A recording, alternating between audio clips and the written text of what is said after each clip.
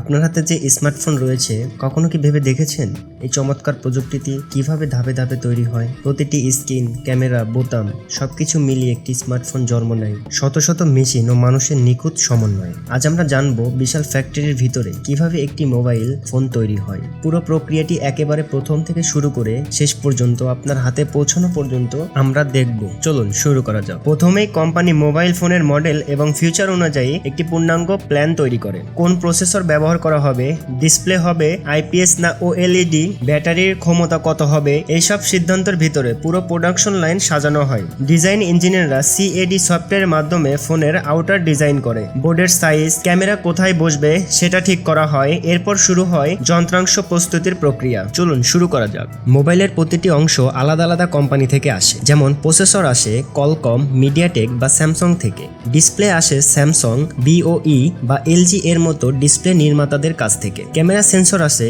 Sony বা মিনিভিশন থেকে। Battery তৈরি হয় এটিএল, সানউড ইত্যাদি ব্যাটারি কোম্পানি নির্মাতাদের কাছ থেকে। যেখানে পার্টস ফ্যাক্টরিতে প্রবেশ করার আগে আইকিউসি টেস্ট করা হয়। প্রতিটি পার্টস আলাদা আলাদাভাবে স্ক্যান করা হয়। বিভিন্ন টুলের মাধ্যমে পরীক্ষা করা হয় যে সেটি কাজ করছে কিনা এবং নির্ধারিত গুণগত মান বজায় রাখছে কিনা। উদাহরণস্বরূপ ডিসপ্লে টেস্ট, ব্যাটারি ভোল্টেজ মাপা, ক্যামেরা সেন্সর রেজুলেশন চেক করা। যে পার্টগুলো ফেইল করে সেগুলো সরাসরি বাতিল করা হয় বা ফিরে পাঠানো হয় সাপ্লায়ারদের কাছে। আইকিউসিতে পাস করা পার্টসগুলো বিশেষভাবে সংরক্ষণ করা হয়। ইলেকট্রনিক্স পার্টসগুলো রাখা হয় অ্যান্টি স্ট্যাটিক ব্যাগসে। ব্যাটারিগুলো রাখা হয় নির্দিষ্ট তাপমাত্রা নিয়ন্ত্রণ ঘরে। প্রতিটি পার্টসের জন্য আলাদা আলাদা কোডিং এবং ট্র্যাকিং নম্বর যুক্ত করা হয়। এই পুরো স্টোরেজ ব্যবস্থাটি নিয়ন্ত্রণ করে একটি ওয়্যারহাউস ম্যানেজমেন্ট সিস্টেম, যা প্রতিটি উৎপাদনের অবস্থান বা অবস্থার রেকর্ড রাখে। প্রোডাকশন লাইনে কাঁচামাল পৌঁছে দেওয়ার জন্য এখন অনেক ফ্যাক্টরিতে রোবট ব্যবহার করা হয়। এই রোবটগুলো আলটিমেট পথ অনুসরণ করে প্রতিটি সেকশনে নির্দিষ্ট পার্টস পৌঁছে দেয়।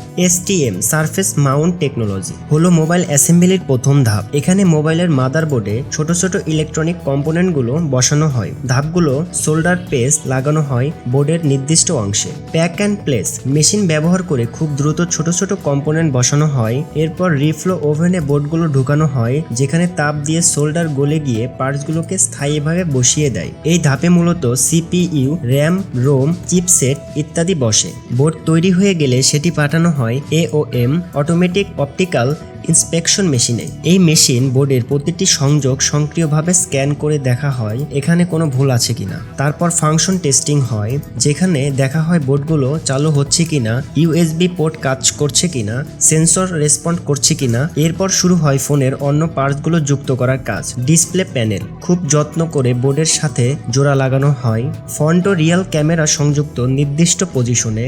Speaker, microphone, vibration motor, charging port বসানো হয়। ফিঙ্গারপ্রিন্ট সেন্সর বা ফেস আইডি মডিউল সংযুক্ত করা হয়। এইসব কাজ করা হয় ডাস্ট ফ্রি ক্লিন রুমে, যাতে কোনো ধুলো ক্যামেরাতে বা স্ক্রিনে কোয়ালিটি নষ্ট না করে। ব্যাটারি মোবাইলের অন্যতম গুরুত্বপূর্ণ অংশ। এটি সংযুক্ত করা হয় খুব সাবধানে। ব্যাটারির ভোল্টেজ চেক করা হয়। ব্যাটারি বোর্ডের সাথে সোল্ডার করে বা ফ্লেক্স কেবল দিয়ে সংযুক্ত করা হয়। ব্যাটারি চার্জিং কার্যকারিতা টেস্টিং করা হয়।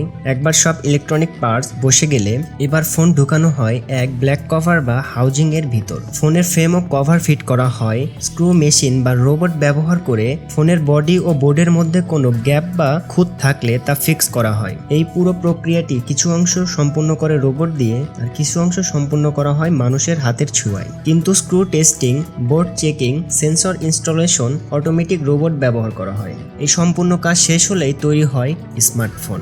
এখন সময় আসে ফোনের হার্ডওয়্যারের সাথে সামঞ্জস্য রেখে একটি নির্দিষ্ট ফ্রেমওয়্যার এবং অপারেটিং সিস্টেম যেমন অ্যান্ড্রয়েড ওএসআই বা MIUI, One UI, Color OS install করা হয়। এরপর ফ্ল্যাশিং স্টেশন বা সফটওয়্যার ইনস্টলেশন বোর্ডে ফোনটি রাখা হয়। এরপর কম্পিউটার বা সার্ভার থেকে নির্ধারিত সফটওয়্যার ইমেজ ফোনে ফ্ল্যাশ করা হয়। এরপর ফোনটি অটোবুট হয়ে উঠে আসে প্রথমবারের মতো।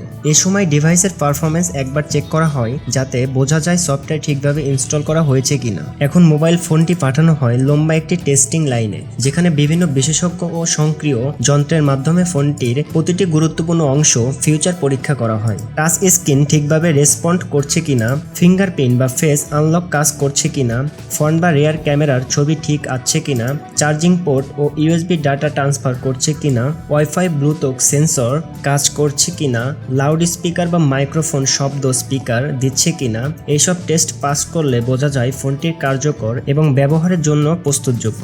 এই ফোনটি শুধু কাজ করলেই চলবে না, তা যেন টেকসই হয় সেই জন্য করা হয় বিভিন্ন টেস্ট, যেমন drop test, button press test, screen touch test, battery charge, discharge cycle.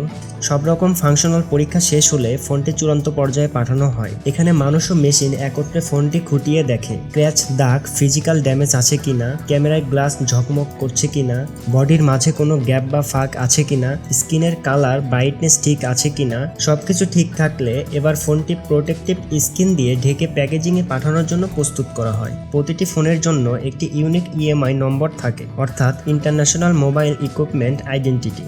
এটি সফটওয়্যার ইনস্টলেশনের সময় ফ্ল্যাশ করা হয় যাতে ফোনটির গ্লোবাল নেটওয়ার্কে কাজ করতে পারে। এর সাথে ফোনে অ্যাড করা হয় serial number, manufacturing date, model name and region info. এইসব তথ্য ভবিষ্যতে কাস্টমার সার্ভিস ও ট্র্যাকিংয়ের জন্য কাজে আসে। এখন সবশেষে যখন প্রতিটি ফোন প্যাকেজিং, টেস্টিং ও কোয়ালিটি কন্ট্রোল পেরিয়ে প্রস্তুত হয়, তখন তা পাঠানো হয় দেশের বিভিন্ন দোকান, অনলাইন প্ল্যাটফর্ম কিংবা সরাসরি আপনার ঠিকানায়। এইভাবে ফ্যাক্টরির জটিল প্রক্রিয়া পেরিয়ে একদিন সেই স্মার্টফোনটি এসে পৌঁছায় ঠিক আপনার হাতের মুঠোয়। এতক্ষণ আমাদের সাথে থাকার জন্য ধন্যবাদ। এরকম আরও ইন্টারেস্টিং ভিডিও পেতে আমাদের চ্যানেলটি সাবস্ক্রাইব করুন।